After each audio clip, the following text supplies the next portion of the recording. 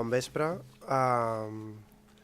Soc l'Òscar Adrià Ibáñez de la Plataforma per la Llengua, que avui col·laborem en aquesta jornada de la Fundació Catalunya. Aquí volem agrair que hagin comptat amb nosaltres per ser copartícips, no coorganitzadors, sinó per ser partícips d'aquesta jornada. I ara farem moderació d'aquesta taula rodona, però abans presentaré breument l'entitat de la que vinc. La Plataforma per la Llengua és una entitat de la societat civil amb més de 14.000 socis que treballa en tots els territoris de parla catalana. Ara, per exemple, d'aquí 2 divendres presentem un CD de músiques de l'Alguer i hi haurà 3 concerts. El primer serà a Tarragona, que és una ciutat agermanada amb l'Alguer, el segon serà a l'Alguer i el tercer, cap al mes de febrer, serà aquí a Barcelona. Hi ha territorials, al País Valencià, al Baix Llobregat, al Maresme, al Vallès i a Ponent, a part de la de l'Alguer.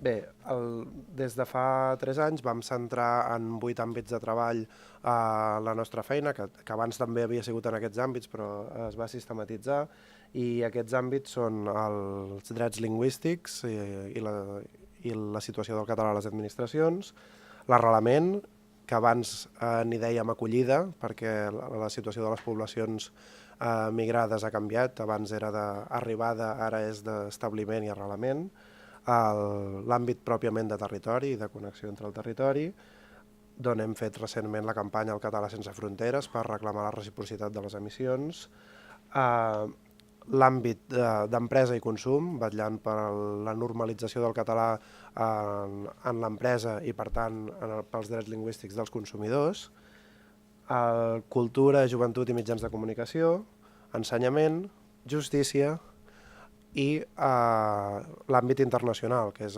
potser el més recent, en el qual intentem fer una divulgació tant interna a les persones que ens visiten com externa a tot tipus d'actors d'Europa i del món que coneguin la situació de la llengua, també per reforçar-ne un correconeixement amb altres comunitats i per situar el català com el que és una llengua que no és minoritària, perquè és una llengua mitjana d'Europa quant a nombre de parlants, però sí que és minoritzada perquè pateix una situació d'infrarreconeixement inèdita a Europa. Amb aquestes premisses portem 24 anys treballant, aviat farem el 25è aniversari i, com he dit, molt agraïts per avui poder ser aquí.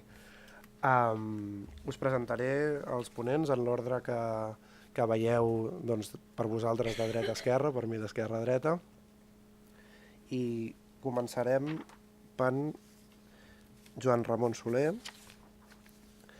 que és una persona que té un currículum bidisciplinar amb el qual és especialment útil al país. Ell és llicenciat en Dret i en Filologia Catalana i ha estat professor associat de Dret Lingüístic i Llenguatge Jurídic a la Universitat Rovira i Virgili i a l'Abat Oliva.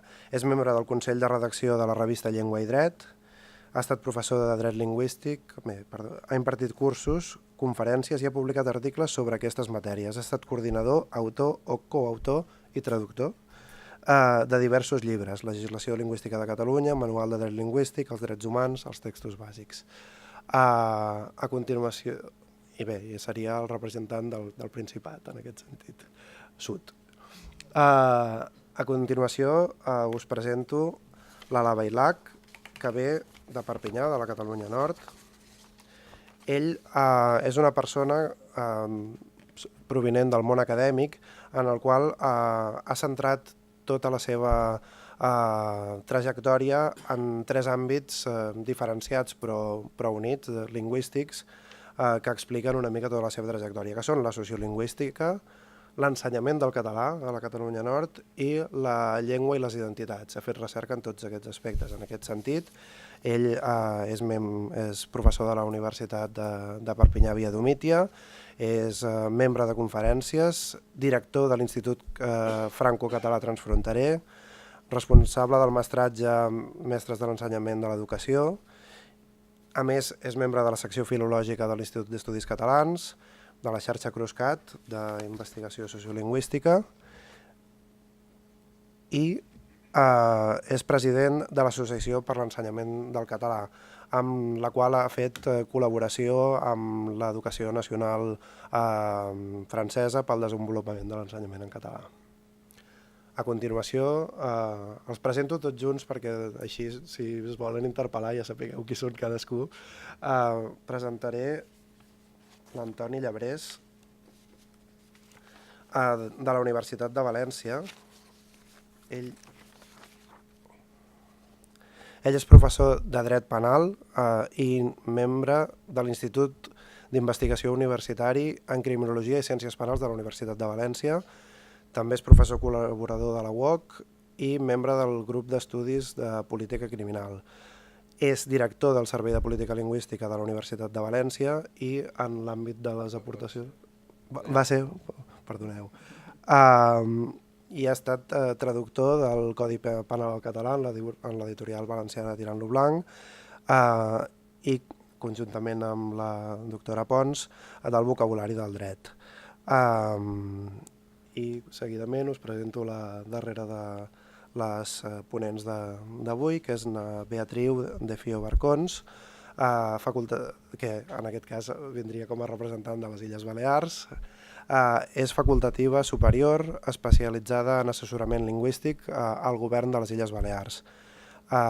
Ocupa la plaça de cap del Servei de Foment de l'Ús del Català en la Direcció General de Política Lingüística, però a més en l'àmbit acadèmic, que ve de l'àmbit de la filologia catalana, que és llicenciada, i mestratge, i té mestratge en llengua i literatura catalana, oralitat i escriptura. Ha estat professora associada del Departament de Filologia Catalana i és membre del grup de recerca sociolingüística de les Illes Balears, que és el principal grup de recerca que hi ha a la universitat i en l'àmbit insular. Si us sembla, donem la paraula al senyor Soler. Bona tarda una altra vegada. En primer lloc us diré que jo parlaré a títol personal, en cap cas a títol de cap institució, i en segon lloc, aquí a la pantalla, potser us estranyareu, això no és el mapa de Catalunya, evidentment. El que volia era fer una mica una comparativa entre la situació de Bèlgica i la catalana. I per començar, també voldria remarcar dos conceptes de dret lingüístic que un dels primers estudiosos del dret lingüístic, potser a Catalunya, va ser Rafael Niñoles, un llicenciat en dret valencià que després ha exercit en qüestions de planificació lingüística, però ens va introduir a la distinció entre els principis de personalitat i de territorialitat, en dret lingüístic. I d'aquí pot haver dues solucions jurídiques per regular una política lingüística. La personalitat seria en un territori on hi ha diverses llengües, per exemple en el cas de Bèlgica o en el cas de l'estat espanyol, doncs si s'apliqués el principi de personalitat voldria dir que totes les llengües són oficials, diguem-ho així, per abreujar, de tal manera que el parlant tria quina llengua vol utilitzar davant de les institucions en qualsevol lloc del territori. Si s'apliqués la personalitat en el cas de Bèlgica, doncs precisament ja diré on anava a dir que s'aplica ja en el cas de Brussel·les, com ha explicat la doctora Vers, i per tant el ciutadà pot triar dintre de Brussel·les, de l'aglomeració de Brussel·les, la llengua que vulgui de totes dues. En el cas de l'estat espanyol voldria dir, per exemple, que es pot triar el català o qualsevol altra llengua en qualsevol lloc del territori, insisteixo, les institucions, o almenys a les institucions centrals de l'estat, com és el cas del Canadà. El principi de territorialitat, en canvi, comportaria l'ús exclusiu d'una de les llengües en una part del territori, en la part del territori on és llengua predominant. Aquest és el principi que s'aplica actualment en el cas de Bèlgica, a Flandes respecte al neerlandès i a Valònia respecte del francès. I després hi ha aquests territoris amb facilitats, dels quals parlaré més endavant. Per tant, es podia haver triat un d'aquests dos criteris, territorialitat o personalitat. Però ja ens avisava Ninyoles que al principi de personalitat aquesta llibertat de tria lingüística, que sembla que és molt garantista quant als drets lingüístics dels ciutadans, perquè vol dir que és el ciutadà que mana a tot arreu i decideix la llengua en què s'adreçarà i es relacionarà amb l'administració, ja ens avisava Ninyoles que a la pràctica podia comportar que una de les llengües en qüestió, la de major difusió internacional, la millor adaptada, desplacés l'altra i fes il·lusòria aquest bilingüisme, aquesta llibertat de llengua. I això em sembla que és una mica el que passa a l'aglomeració de Brussel·les. Jo no sé si em pot seguir la doctora Verts, perquè no sé si li han retirat els cascos, però crec que a Brussel·les està predominant bastant el francès i la prova són les dades que ens ha donat en què una petita part de la població només parlava el flamenc, tot i que està dintre del territori flamenc. A Bèlgica van començar, diguéssim, amb aquest principi de personalitat per contentar els neerlandesos, els flamencs del nord, en les primeres polítiques lingüístiques que es van fer per rebaixar, diguéssim, la discriminació contra el neerlandès i aplicaven el principi de personalitat a Flandes de lliure tria entre el francès i el neerlandès, mentre al sud hi havia el principi de territorialitat en favor del francès. Aviat els flamencs es van adonar que això era una injustícia tremenda i que no s'hi valia que mentre els francòfons poguessin usar el francès tranquil·lament dintre de Flandes, ells havien d'utilitzar el francès, també els neerlandòfons, al sud, a Valònia, i no poguessin usar el neerlandès recíprocament com podien fer els altres amb la seva llengua, ja m'enteneu, no? Per tant, van considerar que era millor aplicar el principi de territorialitat al nord igual com s'aplicava al sud, precisament per protegir el neerlandès i que no reculés. De tal manera, doncs, que el principi de territorialitat van considerar que, malgrat que restringia els drets dels francòfons, era molt més just perquè protegia la llengua neerlandesa per una banda i feia que hi hagués una reciprocitat de règims jurídics, lingüístics, amb dues bandes del territori. Llavors, si això ho miràvem i pensàvem pel cas català, doncs també podíem pensar que també seria just que si els territoris de parla castellana tenen territorialitat única en favor del castellà, doncs el lògic i just potser seria que en els territoris de parla catalana, basca i gallega també hi hagués territorialitat en favor del català, basc i gallec, de manera que fossin única llengua oficial i no com ara hi hagués personalitat aquí i territorialitat al territori de llengua forta.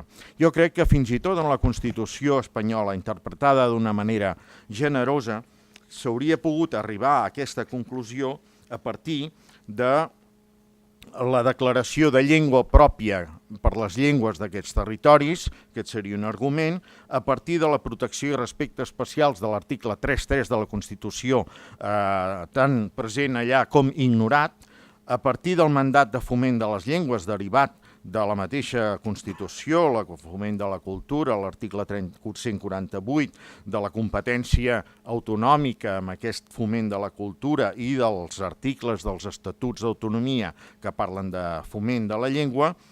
I finalment, si voleu, altres arguments podrien avalar aquesta territorialitat, insisteixo, oficialitat única de la llengua catalana dintre fins i tot de la Constitució del 78 per la legitimitat que el Tribunal Suprem Constitucional atorga a les mesures correctores de situacions històriques de desequilibri, és a dir, les discriminacions d'aquests 300 anys, i encara hi podríem afegir la Carta Europea de les Llengües Regionals o Minoritàries. Tot això, com sabeu, doncs no s'ha pogut aplicar. Es podia haver intentat amb l'Estatut d'Autonomia de 2006 i em direu, home, però si la Constitució diu que el castellà ha de ser llengua oficial de l'Estat, diu de l'Estat. L'Estat es pot interpretar en sentit estricte, no en sentit territorial, i per tant podria ser com al Quebec, que el francès i l'anglès són oficials a les institucions federals de l'Estat canadenc, però no és oficial en la resta d'institucions ni pel que fa a la regulació la regulació lingüística del Quebec, on només és oficial el francès. Bé, tot això doncs, ja ningú hi ha aspirat mai perquè es veia molt llunyà, molt difícil, etc. I per tant, el màxim que es va intentar aspirar a partir dels anys 80, i també amb l'Estatut de 2006, és a fer un règim semblant amb aquests poblets que veiem colorins aquí a la frontera, en què ells en diuen amb un règim de facilitats que ha esmentat la doctora Vers, però no l'ha esmentat per a aquests pobles. Aquests pobles estan en territori o flamenc o való, tenen com a en principi única llengua oficial la llengua respectiva del territori, el neerlandès o el francès, però com que hi ha unes minories importants que parlen l'altra llengua, doncs hi ha el règim lingüístic permet més drets lingüístics als parlants de la llengua no oficial en aquests territoris que en els territoris on hi ha territorialitat. Per tant, en aquests territoris, en aquests poblets, hi ha oficialitat única, però hi ha drets lingüístics pels parlants de l'altra llengua. Aquest era el sistema que havíem intentat introduir a partir dels anys 80, la doctrina catalana, el legislador català, sobretot a partir de la Llei de Política Lingüística de 1998, en què, si bé hi ha doble oficialitat, hi ha una llengua que és preferent a l'altra, que és el català. Això es va aconseguir amb la Llei de 1998, es va aconseguir fins i tot amb determinades disposicions, com la legislació en matèria educativa, com sabeu, i fins i tot amb la legislació de comerç es va aconseguir introduir en matèria de rètols en el comerç i en altres àmbits, de manera que el català era preferent a l'administració de la Generalitat, com sabeu, a l'administració local, a l'ensenyament, per descomptar els mitjans de comunicació de titularitat pública d'aquests organismes pròpiament catalans, i fins i tot hem aconseguit que el paisatge lingüístic comercial a Catalunya prevalgui bastant el català. Això ha estat indubtablement un èxit d'aquesta política de fer un règim com el d'aquests, semblant al d'aquests pobles fronterers entre Flandes i Valònia. Doncs bé, tot això, com sabeu, ha estat polvoritzat per la sentència de 2010 del Tribunal Constitucional contra l'Estatut d'Autonomia, en què destrueix completament qualsevol valor del concepte de llengua pròpia i el minimitza, el ridiculitza, arribant a dir que fins i tot és per major glòria de l'enaltiment de la llengua que ells anomenen comuna, paraula que no surt a la Constitució, però llavors fan una contraposició entre llengua comuna, el castellà, i llengua pròpia com a llengua, diguéssim, anava a dir residual, però en tot cas, diguéssim, llengua reclosa en un territori i que no surti d'allà, i només vol dir això. Bé, a més d'això, d'aquesta destrucció del concepte de llengua pròpia, tal com intentàvem, diguéssim, valoritzar-lo la doctrina catalana, tot això també comporta l'eliminació de la paraula preferent, com sabeu, de l'Estatut d'Autonomia de 2006, i amb l'eliminació d'aquesta única paraula destrossa tota possibilitat d'avalar jurídicament el predomini de la llengua catalana per sobre de la castellana, en general basat en aquests conceptes de llengua pròpia i diguéssim en la possibilitat de fer que la llengua catalana es consideri com a llengua preferent pel seu caràcter històric, etc. L'única cosa que ens ha quedat, l'únic residu que ens queda de salvació, de taula de salvació, si voleu, de supervivència de la sentència de 2010, és que el Tribunal Constitucional no té més remei que considerar la possibilitat, si hubiere, aquests desequilibris històrics per justificar mesures en favor de la llengua diferent del castellà, però només fins que se superin aquests desequilibris històrics. És a dir, en el moment que el paisatge lingüístic de Catalunya fos 50% i 50%, potser dirien no, és que ara s'ha de protegir el castellà perquè ja està passant el català del 50%. Per tant, la sentència del Constitucional de 2010 destrueix tota política lingüística en principi, en què es pogués fer prevaler en diferents àmbits, en l'administració de justícia, que és on, com sabeu, per les xifres és una situació catastròfica, etc., l'ús del català d'una manera normal, com havia estat històricament a Catalunya, sempre tenint en compte que ja mai més no serà el mateix, per descomptat, ningú pretén que sigui monolingüe la gent, per exemple, però sí que hi hagi una presència del català adequada al fet que és la llengua pròpia de Catalunya. Moltes gràcies.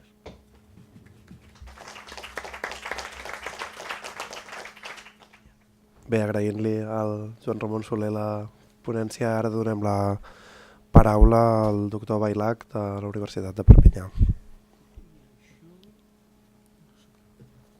Sí. Bé, bona tarda a tothom. Doncs miraré de fer els 10 minuts perquè després puguem parlar i anar prou ràpid.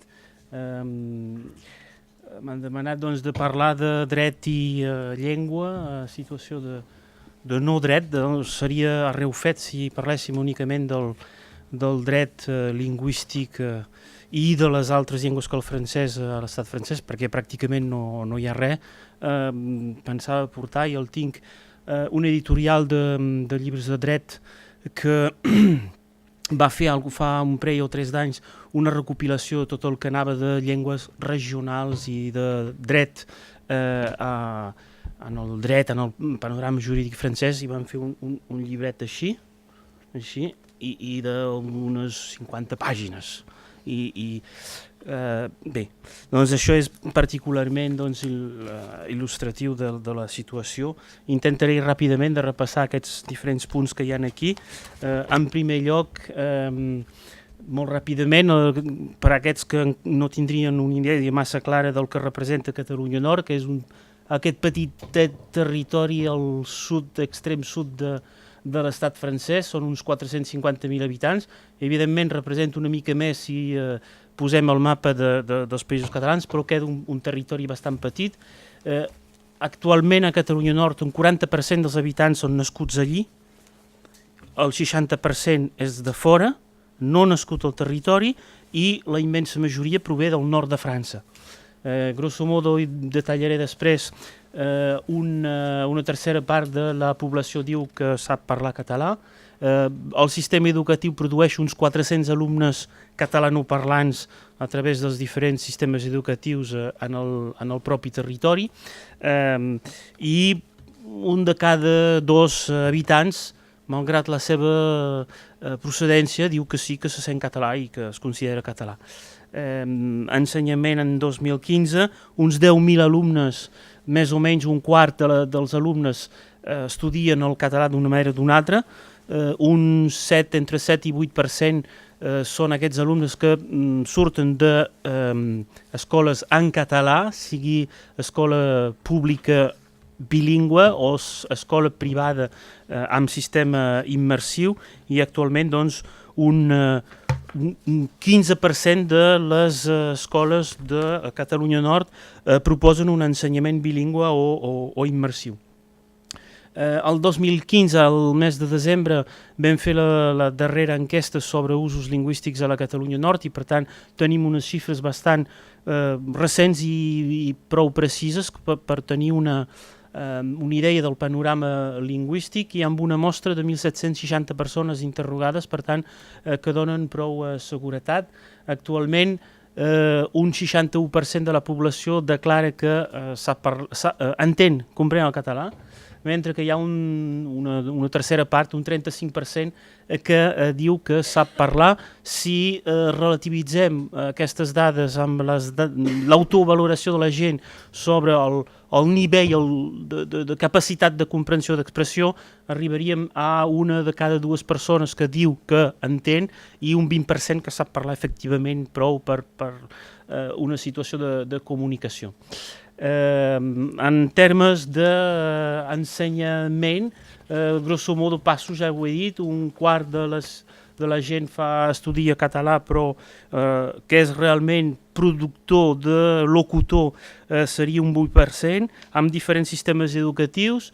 Bressola, que és privat, Arrels, que és una excepció, que és una de les escoles de Catalunya Nord que fa immersió en el sistema públic, però és una anomalia inclús jurídica en el sistema francès, que normalment ho prohibeix, però bé.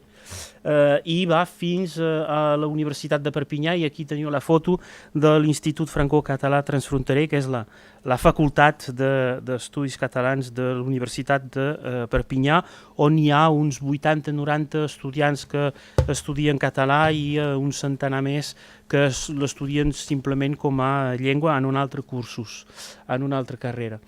El català és assumit per les institucions locals, malgrat la situació jurídica de l'Estat. Un exemple d'això són les cartes municipal i departamental que van adoptar el 2007 i el 2010 a l'article 1, que pràcticament és la mateixa, perquè no han tingut l'idea sols de fer això, sinó que els vam ajudar i per tant tenen pràcticament el mateix text. Per exemple, el Consell Municipal de Perpinyà reconeix oficialment, al costat de la llengua francesa, el català com a llengua històrica, conscient de les seves responsabilitats. El Consell Municipal, a través de la carta i cercant més ampla col·laboració amb els partenaris concernits, s'engatja per tal de perennitzar la llengua catalana. És a dir, és una mesura simbòlica d'assumpció de la missió de treballar o de preocupar-se pel català, cosa que no existia abans i cosa que no vol pas dir que això es tradueixi en realitat i en actes o en polítiques lingüístiques efectives. Uns exemples d'aquestes mesures poden ser la retolació de Perpinyà, sigui nom de carrer, sigui la senyalètica, la direccional, per exemple, o bé aquestes plaques que són molt poques però que el Consell Departamental posa a diferents llocs del territori. Malgrat aquesta condició, el català és una llengua desitjada i ho veiem a través de l'enquesta de 2015, on veiem que hi ha quan demanem a la gent si són favorables a l'ensenyament o a diferents mesures de política lingüística, constatem que més de 80% de la població i de la gent interrogada respon que sí que és favorable a l'ensenyament de la llengua, 25% l'aprèn, no perquè no volen, perquè el sistema educatiu no es permet després d'aprendre la llengua. És favorable a l'ensenyament bilingüe 76% de la població, 8% ho fan efectivament, favorable a una tele en català més de 85%, favorable a la retolació bilingüe 70%, etc. És a dir, que hi ha un desig de llengua, podríem dir, de part de la població, que podria assumir una política lingüística bastant avançada i una transformació i una evolució del marc jurídic i institucional que no es troba en la realitat del marc jurídic. El marc jurídic francès és absolutament hostil a qualsevol altra llengua. A la Constitució, les dues mencions és l'article 2 que diu que la llengua de la República és el francès i l'article 75 que data de 2008, que s'ha modificat, diu que les llengües regionals pertanyen al patrimoni de França, però a la pràctica ja hi ha sentències de Consell d'Estat que diuen que això no és simbòlic, no val per res i no dona cap dret. Per tant, ja hi ha conseqüències o no conseqüències que ens queden al nivell d'aquest rapport sur la nécessité et les moyens d'anéantir les patois et d'universaliser l'usage de la langue française, que data de 1794, que dicta una mica quina és la norma en termes d'objectiu i de filosofia lingüística. La llei del francès, això sí existeix, que data del 94, 2 anys després del Tractat de Maastricht, i que originàriament era destinada a evitar que el francès pugui ser amenaçat per l'anglès i que, evidentment, malgrat totes les advertències que s'havien fet en aquell moment de diputats, m'ha agradat molt la menció que ha fet la Sophie Vert de l'acord constitucional de Bèlgica, que diu que si el legislador i el constituent ha indicat que una cosa era desequilibrada, no pertanyia pas a l'acord constitucional de modificar o de dir una cosa contrària al que diu el constituent. Aquí, evidentment, en el sistema francès és al revés. Malgrat que el legislador digués explícitament que la llei del francès no va en contra de les llengües regionals, el Consell Constitucional francès diu no, el que val és que és el francès i aquest article no val res. Per exemple, clar, la llei del francès diu tot s'ha de fer en francès, vull dir, hi ha tota la llei que diu això. L'únic article que hagués pogut servir és l'article 21 que diu les disposicions de la present llei s'apliquen sense perjudicar la legislació i la reglamentació relativa a les llengües regionals i no s'oposen al seu ús, cosa que podria semblar interessant. El Consell Constitucional ha dit no, això no val per res. Mireu article 2 que diu que és el francès i punt. A la llei d'educació de 2013 que diu que l'ensenyament del francès l'ensenyament de l'educació és el francès i tot ha de ser en francès, hi ha un petit reconeixement que diu que les llengües regionals poden ser impartides al llarg de l'escolaritat, doncs és una possibilitat, però queda una possibilitat, i després torna a dir l'ensenyament facultatiu de la llengua i cultura regional és proposada, és a dir, tot queda amb possibilitats i eventualitats que fa que, evidentment, quan això pot acabar davant d'un tribunal, el tribunal diu si aquí no hi ha cap dret ni dels pares, ni de les famílies, ni dels locutors. Els textos més extensos sobre ensenyament de les llengües regionals són circulars ministerials, evidentment que no tenen cap pes, i regularment associacions, i s'ha citat abans la PLEC, Associacions per l'Ensenyament del Català, acaba els 2 últims anys d'anar en contra del sistema educatiu, de l'administració educativa, davant dels tribunals perquè apliquin aquests decrets i aquestes circulars, i els tribunals diuen no, això són circulars, fan el que volen i no és cap llei. Passo sobre el Pacte Internacional de Drets Civils i Polítics o el mateix Conveni del Dret dels Infants, on hi ha articles lingüístics, però on França diu això no s'aplica a casa meva, reserva perquè el govern de la República declara tenir en compte l'article 2 de la Constitució de la República Francesa, que l'article 30 o el 27 de l'altre no té per què aplicar-se a la República. Punt, ja està. Doncs, per tant, no hi ha cap altre recurs possible que la mateixa llei i legislació francesa.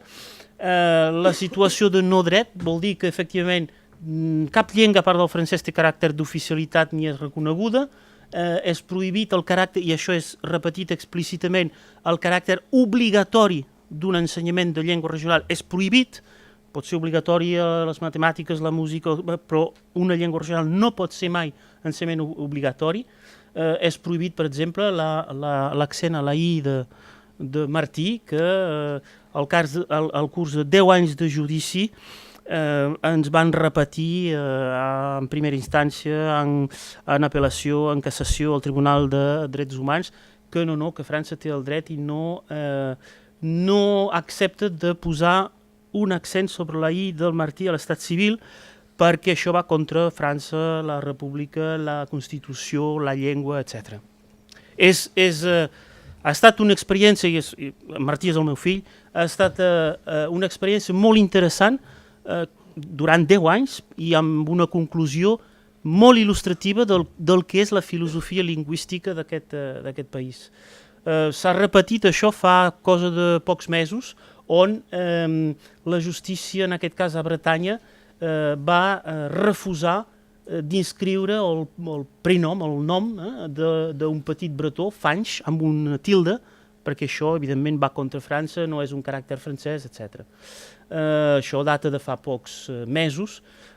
Altres exemples, en 2002, hi havia una sentència del Consell d'Estat en contra de l'ensenyament immersiu, en contra de l'ensenyament bilingüe, perquè això va contra la Constitució, contra França, etc. El 2012 el Tribunal Administratiu de Carrez, a Bretanya, prohibeix això, aquestes llibretes de família bilingüe, perquè posaven el bretó al mateix temps que el francès, per tant això anava contra la llei. O el 2013 el Consell d'Estat que anul·la dues lleis de l'Assemblea de Polinèsia, amb motiu que anaven de protecció social i no sé què, amb motiu que havíem debatut i presentat aquestes lleis utilitzant el tahitià al si de l'Assemblea i, per tant, invaliden les lleis perquè s'havia fet ús de la llengua de Tahití en aquest tràmit, diguem.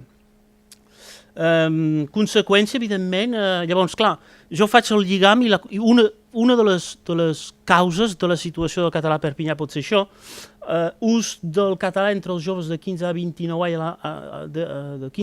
anys a la darrera enquesta del 2015. Qui fa servir el català sol? Ningú. Qui fa servir el català i el francès, les dues llengües, en la vida quotidiana? 3%. Qui fa servir el francès? 76%. Això, aquí tenim l'ús del català 0,1, 0,5 en funció dels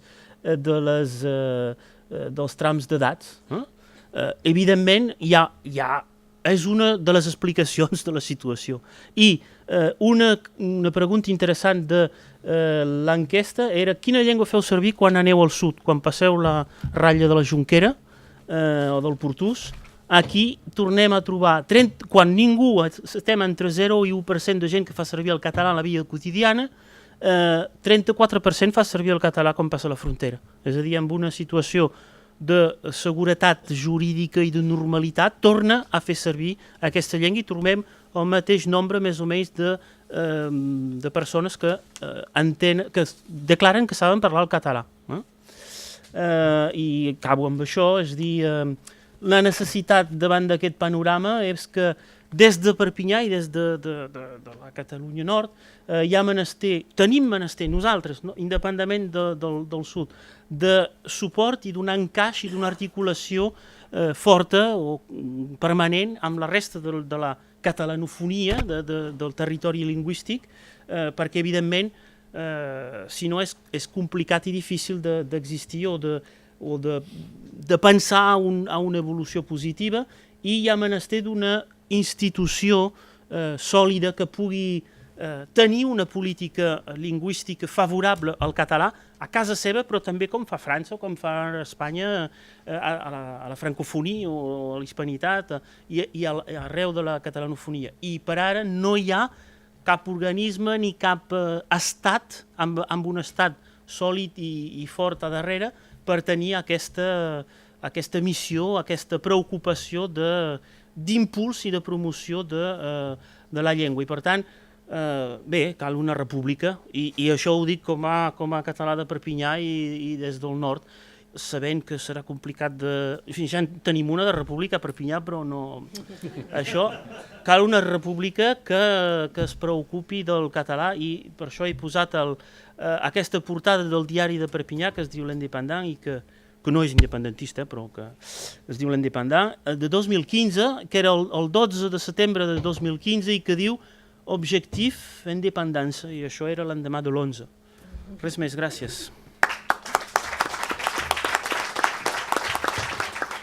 Sí que hi ha, de tota manera, i en això volia basar la intervenció, que intentarà ser curta, fent un esforç de contenció, algunes qüestions actualment molt interessants des del punt de vista de la política lingüística, perquè nosaltres en el País Valencià assistim a un fi de cicle polític, fa 2 anys, en el 2015, que s'ha caracteritzat per la contraplanificació, que diríeu els sociolingüistes, i hem començat ara tímidament, en aquesta primera meitat de legislatura, a posar les bases pel que pot ser una promoció real de la llengua catalana en diversos àmbits als quals després faré referència. Volia fer primerament, com ha fet el meu company, una radiografia molt breu sobre l'estat de salut de la llengua en aquests moments, a partir de les dades reals, que són les dades del cens de 2011, una comparativa en el censor anterior de 2001 i de 1999, per tant una seqüència de 20 anys, completada amb el padró de 1986, per tant 25 anys, més o menys, de recorregut, amb unes dades, aquestes sí que són de mostreig, d'una enquesta de coneixement i ús que va fer la Generalitat el 2015, és una mostra, per tant els valors són els que són, amb un univers de 100.000 persones i a més majors de 15 anys. Bé, pel que fa al cens, a les dades reals, partim d'unes dades relativament elevades de comprensió de la llengua, que estan al voltant del 85%, hi ha hagut un cert increment, per tant en aquesta seqüència, partint d'un 77, estem en el 85, però les dades realment importants, o que a mi me resulten més rellevants, no? Són les dades de capacitat oral, que si vos hi fixeu, els números no són molt, segurament no els veureu pel tamany, jo vos ho dic, situen la capacitat oral l'any 2011 en un 51%, quan fa 25 anys estava en el 49,5%, per tant, ha quedat més o menys, està petrificada aquesta capacitat oral, la qual cosa podria sorprendre a primera vista quan sí que hi ha hagut una introducció del català en l'ensenyament, hi ha hagut un reconeixement en aquests últims 35 anys de la seva oficialitat, però són dades evidentment que resulten enganyoses. Per què? Doncs perquè les dades de fa 25 anys d'un 50% de ciutadans amb capacitat oral són dades de parlants nadius.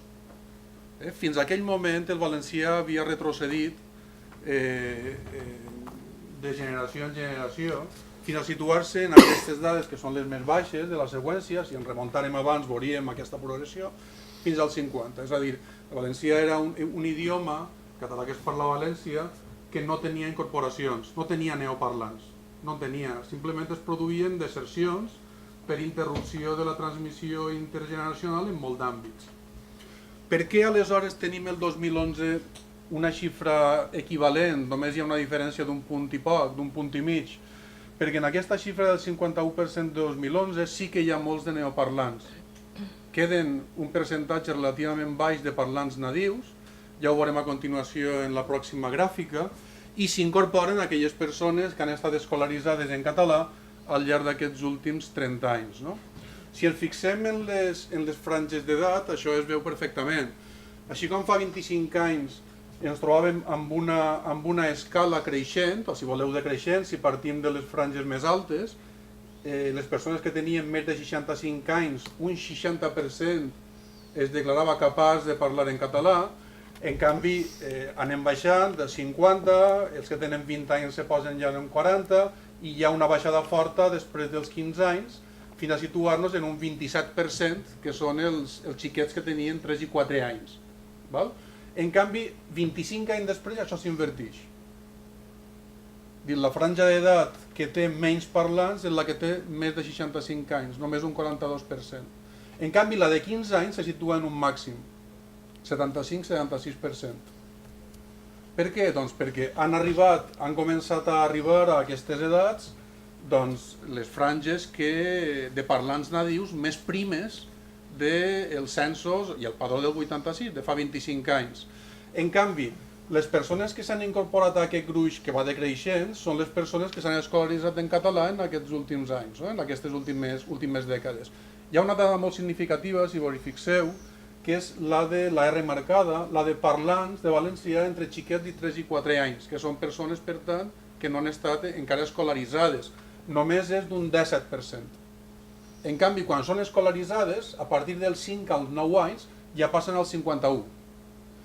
Per tant, són parlants, són persones que adquireixen una competència almenys mínima per a poder defensar-se en català, però no són parlants nadius, no tenen la fluïdesa, evidentment, que pot tindre un parlant nadiu, el País Valencià és així, i l'ús que després en faran en la seva vida quotidiana, comercial, laboral, etc., doncs serà pràcticament nul·la o serà molt escassa en funció del context en el que es troben. Per tant, de parlants nadius, i el 17% evidentment inclou, perquè això no ens permet destriar-ho a la gràfica, també els xiquets bilingües, els xiquets que en casa, per tant, reben l'aprenentatge de les dues llengües, aquest 17%, tenim una baixada del 40% pràcticament en aquests 25 anys. Aquesta és la dada real, per tant. Bé, és un 51, si ho distribuïm per províncies, passaré ara algunes gràfiques que potser no aporten gaire per poder parlar més d'altres coses. És una qüestió ja sabuda que el català retrocedeix de nord a sud, es parla més al nord, en la província de Castelló, això és una gràfica o una taula per províncies, i menys en canvi en les comarques d'Alacant. Si ho veiem d'una manera un poquet més pormenoritzada, veurem com el català es manté vigorós en les comarques de més al nord, els dos Maestrats i els Ports, és a dir, Morella, Sant Mateu, Vinaròs, etc. baixa el seu vigor en les comarques de la Plana, per al sud de Castelló i nord de València, arriba a una situació molt precària en el que és la part geogràficament més prima de la geografia dels països catalans, que tenim tots en el cap, que és la de la ciutat de València i de l'àrea metropolitana, on només hi ha un 13% de persones que declaren que parlen el català quotidianament, i després s'eixampla en el que jo crec que en aquest moment constituït ja la reserva de la llengua en el País Valencià, que són les comarques centrals. Perquè en el nord de Castelló se parla molt, és veritat que tenim percentatges del 80-83%, però són comarques molt poc poblades. En canvi, quan baixem de la geografia del Taronger, és a dir, de les Riberes, ens trobem en percentatges del 80%, són comarques poblades, són ciutats com per exemple Alzira o Sueca, les capitals de les dues Riberes. Trobem la costera, Xàtiva, també un 80%, de comarca, no de la ciutat de Xàtiva, la Vall d'Albaida, Ontinyent, la Safor, que és Gandia, un poquet menys, el Comtat, que és Cocentaina, un poquet menys Alcoi, on la llengua manté encara un vigor important i evidentment decreix ja a partir de les comarques del sud. Decreix, curiosament, en les marines, que havien sigut sempre una reserva lingüística important en el País Valencià, sobretot la Marina Alta, són dos de les comarques en les que es produeix una davallada més accentuada de la llengua. En la Marina Alta, Dénia és la capital, per a situar-vos un poc, els que no coneixeu la geografia valenciana, baixa un 30% en aquesta seqüència. Bé, l'enquesta de 2015 és una enquesta, és un mostreig, ens dona les mateixes xifres pràcticament que l'any 2011 del cens. Entre persones que declaren parlar perfectament el català o bastant bé, ens situem en el 51%. Bastant bé, lògicament, és una persona que té una competència, s'autodefineix, els sociolingüistes sabeu molt millor interpretar aquestes referències que jo, que nosaltres. Crec que la dada important és la del 33% que se declara competent per a parlar un català de manera perfecta. Així més o menys teniu, això és l'enquesta d'usos de l'any passat, de fa 2 anys, que més o menys reflecteix un poc el que us he contat sobre el vigor de les comarques centrals i com en el nord també manté una certa presència. I aquesta és l'enquesta, la dada d'aquesta enquesta que pot ser el més rellevant per a mi, que és la llengua es parla a casa, la llengua es parla a casa i que defineix per tant si hi ha transmissió intergeneracional o no, que situa el català en un percentatge per baix del 30%. Si sumem els que sempre parlen català a casa, generalment català o més català que castellà, doncs ens situem aproximadament en un 29%. Lògicament seria molt important saber en aquestes xifres quin percentatge de cases d'aquest 30% doncs té menors d'edat, té xiquets que estan aprenent la llengua i que es poden convertir en parlants nadius. Pel que fa a l'ensenyament, vaig ràpidament. Les dades de la Conselleria situen en un 38% en el 2015 la quantitat d'alumnes que reben programes en el que el català és la llengua vehicular, amb excepció per tant de l'assignatura de castellà, o és majoritària, amb un percentatge del 70 al 80%. Són dades un poc enganyoses perquè són dades de principi de curs, hi ha un grau d'incompliment gran, hi ha manca de professorat en moltes ocasions, s'ha de restar habitualment entre un 10 i un 20% aquest percentatge per a conèixer les dades reals que situarien al voltant del 32, a lo millor 33% l'any 2015. És una llengua que decreix també a mesura que els estudis pugen, és a dir, un 40% per exemple en primària o infantil, només un 29% en batxillerat. Podríem dir, i ho dic molt ràpidament ja per a resumir, de forma telegràfica, tinc el rellotge allí, anem malament de temps. La llengua decreix com més al sud ens trobem, l'ensenyament també, decreix com més privat, concertat siga l'ensenyament i decreix com més nivell superior siguin els estudis al que ens estem referint. Com que el degà de la facultat ha parlat de la situació de la llengua en la Universitat de Barcelona, i jo vaig ser, ara no ho soc, fa anys ja, director del Servei de Política Lingüística de la Universitat de València, com a mínim sí que estic content de poder donar alguna dada positiva en aquest aquesta tenebra, no? una llum. En la Universitat de València, en aquests moments, el 36% de la docència es fa en valencià, en relació a totes les llengües. Si només compten les dues oficials, el castellà té un 54%, per tant el percentatge pujaria a un 40% en la Universitat de València. Per què? Perquè se va aprovar fa 5 anys un pla d'increment de la docència en català, per la qual l'institució s'obliga a parificar el nivell d'ús de les llengües en l'ensenyament, arribar al 50% en 10 anys. De moment s'està aconseguint, de moment porten 6 cursos, hi ha una progressió de 2 punts, 1 punt i mig, 3 punts, depèn del curs, d'un curs a un altre, i s'ha pujat des del 26 fins al 36, repetís, que a efectes pràctics és el 40, i la idea és en el curs 2021-2022 poder arribar al 50%. Digues. Que, de fet, des de la perspectiva de l'estudiant és molt més alta, perquè hi ha moltíssimes assignatures on pot triar. Realment... Sí, perquè el sistema és un sistema diferent al del Principat o al de les Illes Balears, i és que la tria de la llengua no la fa el professor, sinó que la fa la institució. La institució decideix en quina llengua s'imparteix cada mòdul, i després el professorat tria en funció dels seus interessos, horaris i assignatures. Per tant, la llengua de l'assignatura l'estudiant la coneix abans de començar el curs i es pot matricular a l'assignatura que desitja. Això és el que ha permès la institució, en principi sense resistències, perquè la progressió més o menys ha sigut moderada, sostinguda. Hi haurà resistències probablement en els propers anys en algunes facultats perquè s'està forçant la màquina molt. Per exemple, en dret, el nombre d'estudiants que sol·licitarien, hi ha unes enquestes que fem cada curs, rebre la docència en valencià sempre s'ha situat per baix del 30%, 26, 25, 24, 22, i ara en dret estem en el 40 ja. Per tant, hi ha persones que estan anant a classe en català en contra de les seues preferències.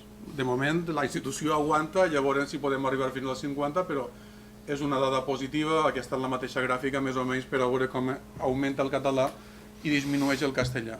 Desafortunadament, les altres universitats no estan a aquest nivell. Castelló està a un 20, paradoxalment, quan el nombre de contingent catalanoparlant entre l'alumnat és molt superior. La Politècnica de València està en un 5, Alacant un 7, i en Elx la Miguel Hernández està en un 0%. No hi ha una sola assignatura que s'impartisca en català.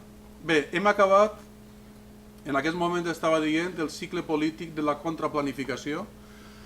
Hem tingut 20 anys, per tant 5 legislatures seguides, un govern hostil a la llengua en la Generalitat Valenciana, 5 legislatures seguides, i prèviament en les 3 anteriors, els 12 anys anteriors, havien tingut un govern no hostil, però que havia fet molt poc per a promocionar la llengua, que era un govern monocolor del Partit Socialista. Això ha canviat afortunadament. Aquest moment del que venim, en supressió de mitjans de comunicació públics i la reciprocitat de mitjans amb altres territoris, la falta de reconeixement de títols de filologia catalana i de títols homologables per altres territoris, un decret que intentava frenar l'avenç que en matèria d'ensenyament tan tímid com he comentat abans estava produint, i falta absoluta d'aplicació de la llei d'ús en l'administració sense perfilació de places, etc. Bé, des de juliol de 2015 la represa, una represa que ens permet ser, com a mínim a mi i a molts que ens hem mogut aquests anys en aquest àmbit, doncs per primera vegada un poc esperançats en el que puga arribar, que de moment s'ha caracteritzat en aquests primers anys per construir tota una arquitectura normativa, que fins ara no s'havia fet, que permet posar les bases d'una recuperació de l'idioma. En primer terme, a través del decret que es denomina de plurilingüisme, que en aquests moments està recorregut davant del Tribunal Superior de Justícia, suspès, s'ha hagut d'aprovar un decret llei a tota velocitat el mes de setembre per a poder ser aplicat enguany. Què ha significat? Ha significat, s'implanta progressivament, que enguany, en els grups de 3 anys, el primer curs d'infantil, per tant, ha hagut un augment d'un 60% de centres que imparteixen docència en català, que passa de menys de 500 en tot el país a 730 centres amb aquesta distribució, Castelló 80, València 55, Alacant 40. En segon terme, s'ha aconseguit l'homologació de títols en el Principat i en les Illes Balears, S'ha aprovat un decret d'usos institucionals, perquè l'administració fins ara funcionava sense cap tipus de reglamentació, per tant depenia de la voluntat política del conseller o del cap de negociat de torn, en aquest moment ja disposem, acaba d'entrar en vigor ara perquè tenia una vacatio de 6 mesos. Tenim una tardor en aquest sentit bastant noticiable. S'acaba d'aprovar també el 24 de novembre el decret pel qual es crea una oficina de drets lingüístics, no publicada encara en el diari oficial, per això fins ahir almenys, per això no indica la referència a una oficina de drets lingüístics, que per primera vegada suposarà que l'administració dona cobertura al catalanoparlant que vulgui exercir els seus drets. Fins ara eren entitats privades com Acció Cultural o Escola Valenciana, que havien creat telèfons, oficines, etc., amb més voluntarisme que possibilitats reals d'incidir en la realitat. I el projecte de decret pel qual es crea i regula el Consell Social de les Llengües, que en aquests moments, que hauria de dissenyar la política lingüística d'aquests anys, plural, ample, etc., que en aquests moments es troba en fase de comunicació pública. Ahir es va produir també una nova petita passa, que és l'inici de les emissions de la ràdio pública en català, que es diu Apunt, l'antiga Ràdio 9, després d'anys sense poder en el dial trobar una emissora que parlara en la nostra llengua. No? Perdoneu la velocitat, més o menys aquestes són algunes de les coses que volia dir-vos. Per tant, partint d'una situació del català molt complicada, però després d'anys de tenebra comença a haver algunes clarors d'aquests anys que ens haurien de permetre ser optimistes. No? I això és tot. Moltes gràcies, doctor Llaurés. I bé, que anem justos a temps, donem la paraula a la nova actriu de FIO de la Universitat de les Illes Balears i del govern. Sí, tot i que parlaré també a títol personal, com ha comentat en Joan Ramon. Deixeu-me avisar que seré la quota illenca, femenina i anacrònica d'aquesta taula, perquè no faré cap presentació, sinó que senzillament us comentaré una sèrie de coses. Deixeu-me començar amb una obvietat i no promet que sigui l'única. A l'estat espanyol, la defensa dels drets lingüístics dels ciutadans, els que no són monolingües, s'entén, recau essencialment en les institucions de les comunitats autònomes. I això provoca que els membres d'una mateixa comunitat lingüística vegin tractats de forma molt diferent els seus drets lingüístics segons la comunitat autònoma on visquin. En el cas de les Illes Balears, l'article 4 de l'Estatut d'Autonomia imposa a les institucions de les Illes Balears, entre altres mandats, el de crear les condicions que permetin arribar a la igualtat plena de les dues llengües quant als drets dels ciutadans. Aquest mandat ha estat desplegat fonamentalment per la Llei de Normalització Lingüística del 1986, ja té uns quants anys, una llei aprovada per unanimitat pel Parlament de les Illes Balears amb majoria del Partit Popular. Fins l'any 1999, aquest partit polític va governar de forma ininterrompuda i va fer una aplicació laxa de la normativa lingüística que anava aprovant i va aplicar unes mesures mínimes de foment de la llengua catalana sense gaire voluntat de modificar-ne la situació.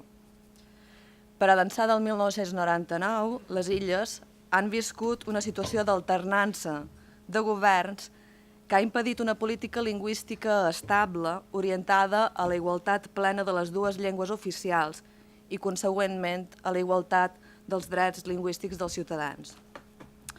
Els governs de pacte, que han optat per aplicar la normativa lingüística existent en lloc de desplegar-ne de nova i per dur a terme, amb més o menys encert, mesures de foment del català, s'han anat alternant en governs del PP, cada cop més bel·ligerants amb la llengua catalana i amb els catalanoparlants, entenent per catalanoparlant no qui té el català com a llengua inicial, sinó qui tria utilitzar aquesta llengua. El cas més extrem és el del govern presidit per José Ramón Bauzá la legislatura 2011-2015. Durant aquesta legislatura es van introduir una sèrie de canvis essencials en la normativa lingüística que van alterar aspectes fonamentals i l'objecte mateix de les normes. Bàsicament es van modificar la llei de normalització lingüística, la llei de funció pública i la llei de règim jurídic, i es van derogar una sèrie de decrets. Podem destacar com a canvis més importants els següents. Supressió de l'objectiu de fer efectiu l'ús progressiu i normal de la llengua catalana en l'àmbit de l'administració. Eliminació de la consideració del català com la llengua de les administracions públiques de les Illes Balears. Supressió de totes les disposicions que significaven qualsevol obligació d'emprar el català per part de l'administració i dels funcionaris. I eliminació del requisit d'acreditar coneixement de llengua catalana per accedir a la funció pública.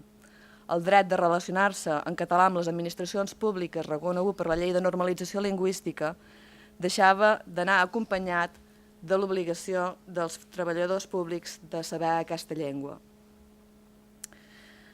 Aquestes alternances en el govern que comentàvem, a banda d'impedir, com dèiem, una política lingüística estable i progressiva, han afectat i molt la percepció dels ciutadans sobre la llengua catalana i la necessitat d'aprendre-la.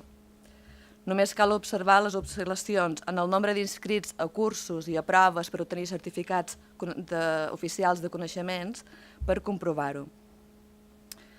En l'actual legislatura s'està fent una tasca de recuperació del marc normatiu. Així, el Parlament de les Illes Balears va aprovar l'any passat 2 lleis que han retornat la llei de normalització lingüística, la llei de funció pública i la llei de règim jurídic a la redacció original. En la política lingüística de l'actual govern es pretén posar l'èmfasi en el dret dels ciutadans com a element legitimador de les intervencions que s'han de dur a terme, que justifiqui les càrregues que aquestes intervencions suposen als agents socials que les han d'assumir. N'és una mostra del Pla d'actuacions en matèria de política lingüística per al quinquenni 2016-2021, un document aprovat pel Consell Social de la Llengua Catalana el juliol de l'any passat. Aquest document se centra en diverses situacions en què els ciutadans, independentment de la llengua d'origen, no poden emprar el català o no ho poden fer amb normalitat, sinó havent de suportar un cost improcedent i dissuasiu. Proposa mesures d'intervenció per remoure els obstacles que els ciutadans troben en l'exercici de 5 drets. En podrien haver tractat molts més, però es van centrar en 5 drets, que són el dret d'accedir al coneixement de la llengua catalana, el dret d'emprar el català en l'àmbit del lleure, dret d'emprar el català en l'àmbit assistencial i sanitari, dret d'emprar el català en les relacions comercials i en l'àmbit dels serveis i dret d'emprar el català en l'àmbit comunicatiu. Aquest document, aquest pla d'actuacions, ofereix una formulació genèrica de cada un d'aquests drets i agafa la formulació del dret d'emprar el català en l'àmbit del lleure com a exemple. Diu així: qualsevol ciutadà de les Illes Balears té el dret de disposar d'una oferta de lleure en llengua catalana variada i fàcilment accessible que cobreixi les necessitats d'esbarjo pròpies del seu grup d'edat i que estigui d'acord amb els seus interessos personals. Així mateix, qualsevol ciutadà té el dret d'accedir a un ventall ampli d'activitats de lleure que li facilitin l'adquisició de la llengua catalana en un context informal i lúdic en què tingui l'oportunitat de relacionar-se amb naturalitat amb persones catalanoparlants. Perquè la igualtat de drets no consisteix tan sols en allò que queda recollit en un text normatiu. Perquè hi hagi igualtat efectiva en drets, hi ha d'haver igualtat d'oportunitats. Els ciutadans han de poder triar lliurement, en igualtat real de condicions. S'han de crear les condicions que permetin arribar a la igualtat plena de les dues llengües quant als drets dels ciutadans, com diu l'Estatut. Encara està molt lluny d'aquest escenari. Actualment, el govern està tramitant 2 decrets de desplegament de la normativa lingüística bàsica recuperada a través d'aquestes 2 lleis aprovades pel Parlament l'any passat, que previsiblement s'aprovaran dins el primer trimestre de l'any que ve. Un d'aquests decrets és el de capacitació lingüística del personal estatutari del Servei de Salut de les Illes Balears, que regularà els nivells de coneixement de català que ha d'acreditar aquest personal en tots els procediments de provisió de places. Malgrat totes les excepcions i els ajornaments per acreditar aquests coneixements que preveu el decret, presumiblement perquè la prestació assistencial no es pugui veure afectada, serà la primera vegada que s'exigirà efectivament que el personal sanitari, metges i infermers, sàpiga català per exercir a les Illes Balears. Si seguim mínimament l'actualitat de les illes, en estareu al cas per la reacció desmesurada d'alguns professionals sanitaris que criden a la mobilització per defensar el privilegi de ser els únics treballadors públics als quals no es requereix que sàpiguen les dues llengües oficials que parlen els ciutadans. L'altre decret que està tramitant el govern és el que ha de regular els usos de les llengües oficials a l'administració de la comunitat autònoma. La Generalitat Valenciana ha aprovat recentment. Té com a objecte regular els usos institucionals i administratius de les dues llengües oficials en l'àmbit de l'administració. Les mesures contingudes en el decret s'adrecen a regular aquests usos a partir del caràcter del català com a llengua pròpia de la institució, del mandat normalitzador dins i fora de l'organisme i de la garantia dels drets lingüístics dels ciutadans. També s'ha de dir que hi ha damunt la taula el projecte de crear una oficina de defensa de drets lingüístics, com ha fet recentment la Generalitat. Així doncs, tenim un marc normatiu que insta les institucions a avançar cap a la plena igualtat en els drets lingüístics dels ciutadans i que regula principalment l'àmbit de l'administració pública, a més d'ensenyament i mitjans de comunicació. Ara bé, hi manca un desplegament sectorial més ampli de la normativa. En aquest sentit, el Principat de Catalunya sempre ha estat una referència pel que fa a normativa lingüística. Fins ara sempre han cregut que es podia anar avançant en la línia en què ho feia el Principat. He dit al principi que la defensa dels drets lingüístics dels ciutadans no monolingües recau essencialment en les institucions de les comunitats autònomes. I què passa amb l'Estat? Doncs allò que ja sabem. L'Estat no assumeix les obligacions que li pertoquen en aquesta matèria, encara que apareguin recollides en la tan venerada Constitució espanyola. Recordem que, deixant de banda les desigualtats que legitima la Carta Magna, l'article 3 de la Constitució estableix que les diferents modalitats lingüístiques de l'Estat són un patrimoni cultural que ha de ser objecte d'especial respecte i protecció. L'Estat no fa cap política activa a favor d'aquest respecte i protecció. Tampoc compleix altra normativa que l'afecta. Si recordeu l'article 4 de l'Estatut d'Autonomia que he esmentat, parla de les institucions de les Illes Balears, que tenen el mandat de crear aquestes condicions que permetin arribar a la igualtat plena de les llengües, etc. També la llei de normalització els afecta. A l'article 4 trobam que els poders públics han d'adoptar les mesures necessàries per a fer efectius la promoció, el coneixement i l'ús normal de la llengua catalana. Encara més, com ja ha sortit en altres intervencions, l'Estat signa tractats internacionals com la Carta Europea de les Llengües Regionals o Minoritàries, que, en ser ratificada, fa part de l'ordenament jurídic espanyol. Adquireix el màxim nivell de compromís possible que permet la Carta a favor dels drets dels membres dels diferents grups lingüístics de l'Estat i no du a terme cap actuació per a complir els compromisos adquirits, com bé han denunciat els diversos informes de seguiment d'aplicació de la Carta i com segur que vau tenir oportunitat d'analitzar la jornada de l'any passat. És un estat que desisteix de les seves obligacions i que les delega en les altres administracions, amb limitacions i entrebancs, això sí. Perquè l'Estat sempre ha marcat el sostre de l'abast de la política que es podia fer en favor dels drets lingüístics dels ciutadans, no monolingües. Per això, com us deia abans, el desplegament normatiu de la Generalitat de Catalunya sempre s'havia vist com un marc en el que es podien articular les polítiques lingüístiques de les institucions autonòmiques.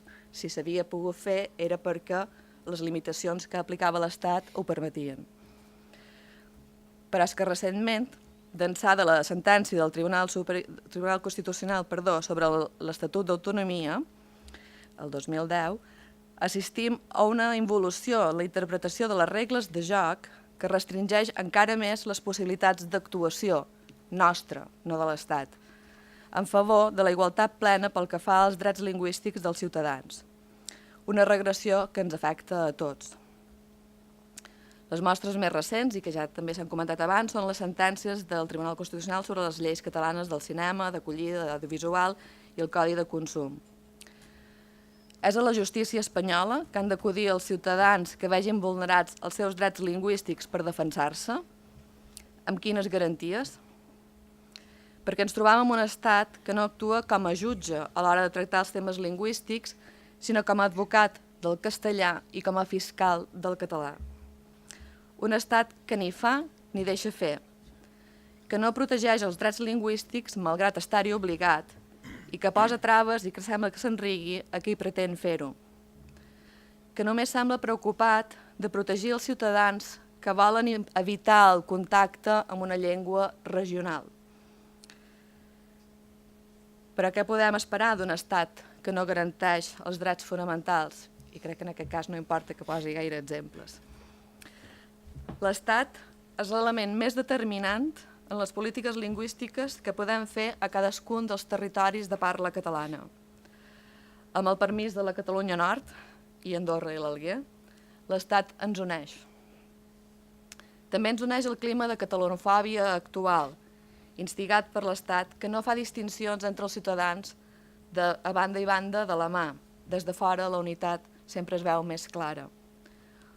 Una mostra recent de catalanofòbia del passat mes de novembre és el cas d'una taxista de Palma que expulsa del seu taxi una clienta amb els seus 2 fills petits perquè parlava en català, no tan sols en la taxista, sinó amb els seus fills. En mi taxi no se habla mallorquín, va sentenciar. Aquest és el context en què es lluita per la igualtat de drets, m'atreviria a dir que lingüístics i de la casta que sigui. Uns governs autonòmics que malden amb més o menys intensitat, amb més o menys encert, per protegir els drets lingüístics dels ciutadans, en un estat que posa traves a les polítiques i les actuacions per assolir-ho, si no hi actua en contra directament. Per mi és evident que la millor solució per garantir aquests drets és la que heu iniciat al Principat i que celebraré que assoliu, amb el desig que algun dia ens uneixi un altre estat. Moltes gràcies.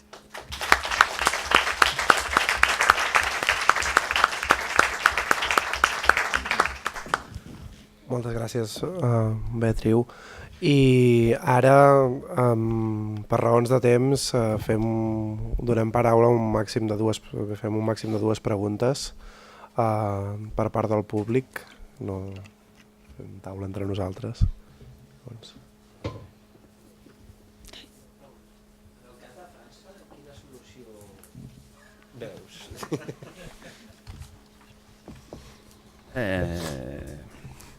Una solució a curt termini i que ens satisfaci o que ens permeti una recuperació prou clara és difícil. Jo diria que el que esmentava al final fa un moment és no tenim en el mapa i en el paisatge dels països catalans un organisme tipus francofonia que es cuidi, que s'encarregui, que assumeixi, que es cuidi de promoure, defensar, multiplicar les escoles a tot arreu. I per tant és difícil en l'estat actual perquè no hi ha estat important, hi ha Andorra, però Andorra és microestat i per tant això limita bastant. Amb un estat sobirà que es preocupés i defensés això, jo crec que ajudaria, en tot cas tindríem conseqüències nosaltres del costat nord de la frontera, perquè automàticament hi ha gent que veu el fet que un territori esdevingui un país, un estat normal, automàticament això fa canviar la percepció i l'estatus de la llengua. I per tant es veuria com una cosa normal el català arreu del món i a Europa, cosa que actualment no és pas el cas. i amb conseqüències a l'ensenyament mateix francès, amb tractes de ministeri a ministeri, d'estat a estat, com es fa a Andorra, però amb una escala relativament reduïda. És a dir, això seria una de les solucions. Dintre del marc francès, una solució per reconèixer la diversitat lingüística o d'identitats, jo no en veig, a part de sortir... No, és veritat, és que no... És que els hi comentava abans, mai s'ha anat... És que teniu tendència a ser pessimistes perquè en el procés, vist des de Perpinyà, és que va bé, vull dir, aneu i anem bé, és dir, mai s'ha anat tan lluny i no es farà pas tot d'aquí 24 hores o d'aquí 3 dies, però mai s'ha anat tan lluny, si mires des de 1714, mai s'ha anat tan lluny i mai ha anat tan bé, vull dir, per tant, no cal veure el que pugui anar passant aquests dies com un retrocés, com una catàstrofe. Sí que l'exemple del marc i aplicat a la llengua francès és interessant de pensar-hi i de tenir una consciència perquè home, no cal evitar absolutament això. Però és una altra qüestió de...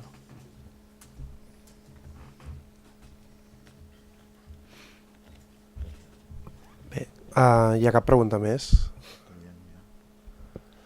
Doncs amb aquesta darrera resposta donaríem cluent d'aquesta taula rodona i si se'm permet, amb una frase que ha dit la senyora de Fió, que s'ha buscat a les Illes Balears protegir, o sigui, la contraprogramació que hi ha hagut a les illes, els ciutadans que vulguin evitar el contacte amb parlants de l'altra llengua oficial, com un concepte de dret interessant, com una recerca del monolingüe només en la llengua no pròpia i es continua intentant des de l'Estat.